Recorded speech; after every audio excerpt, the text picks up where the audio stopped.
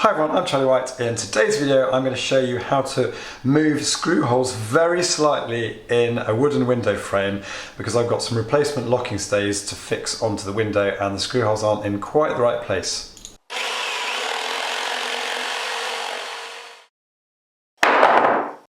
Firstly, apologies for the voice. I'm losing my voice a little bit run down in the build up to Christmas, not because of partying, I hasten to add.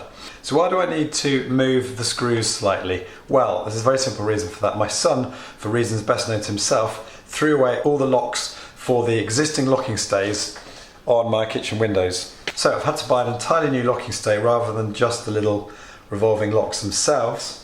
And I've actually found quite a nice little kit. This is from the anvil.co.uk. Details will be available in the description at the end of the video. I bought 4 black locking stays to match the existing ironmongery on our windows, and the price for 4 was £12.84, including postage and VAT, which is that pesky tax we have to pay in the UK. The screw holes on the locking stay brackets are in a slightly different place to the previous locking stays that I had, with the end result that the window latch doesn't properly fit over the locking stay. So I'm going to move the screws very slightly, literally a millimetre or two to one side, and I'm going to show you a really quick and easy way to do this. I figure this will be useful to you because there are lots of situations whether you're moving the hinges on a door or whether you've got stripped screw holes in a window frame, i.e. the screw keeps turning round, cross-threading as I often call it. So this is a really useful technique for any situation like that, or like my situation here where I've got to move something very slightly. So in today's toolkit we've got the new locking stay kit which I bought from the anvil.co.uk. I've got some of my own wood screws that I use instead of the screws that come with the kit. Those are 3.5 by 25mm. We've got the matches that we use to fill the screw holes, a drill bit which is very slightly smaller than the diameter of the screws that we're using to create a pilot hole before we actually insert the screws. I've got my little miniature drill driver, Leatherman penknife, to cut the matches down with. Any knife or chisel will do. I've got some wood glue, not essential but useful, and a hammer. So let's take a look at what we do. Okay, I've got a box of matches here.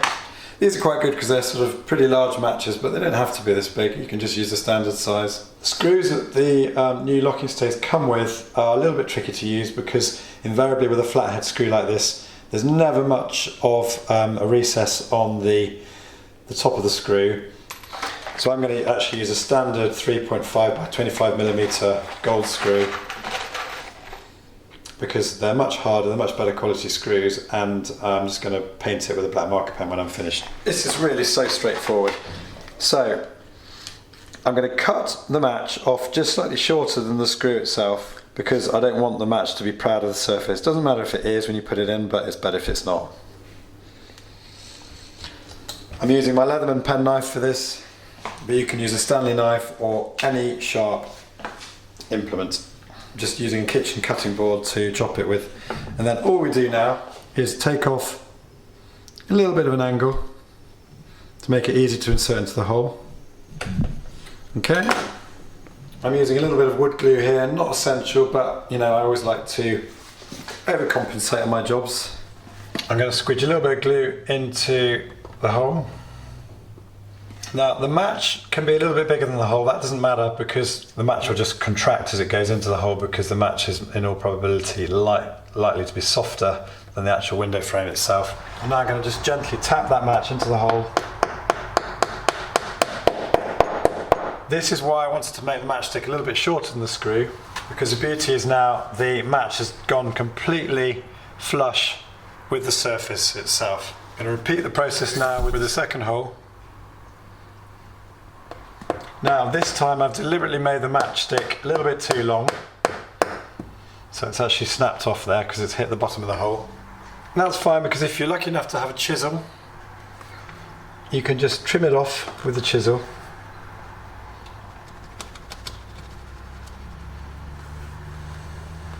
Or the knife that I was showing you earlier on,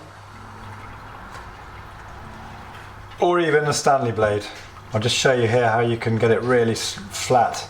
A little bit dangerous using a blade without it actually being in the knife itself. I don't recommend it, I do a lot, but you've got to be very careful because these blades are very sharp. We've got a beautifully clean flat surface now to work on. This window frame is desperately in need of a paint, but guys, I'm just spending so much time doing my videos, I don't have time to do everything else around the house.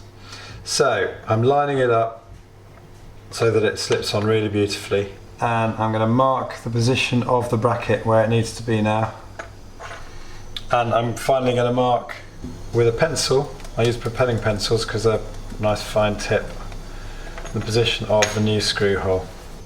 Now you can see I'm literally only moving the screw holes a minute amount, literally 1.5 mm, 2 millimeters probably, to the side.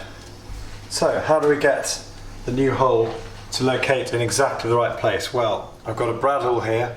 I'm now going to mark precisely where I want the new screw hole to be, because I don't want the drill bit wandering. If you don't have a brad, you can do this with the tip of a screw or with a nail. And now finally I'm going to use a drill to get the hole started, so that when I start screwing I'm going to do it in exactly the right place.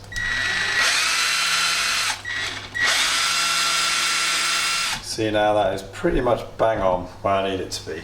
Now we can put the locking stay back on, make sure it's nice and parallel to the window, unlike the old one that was fitted by the joiners when I moved into the house. Did a terrible job of that. Really irritates me, this attention to detail. That's not straight and that's not parallel with the window frame. Now it's simply a question of inserting the new screws .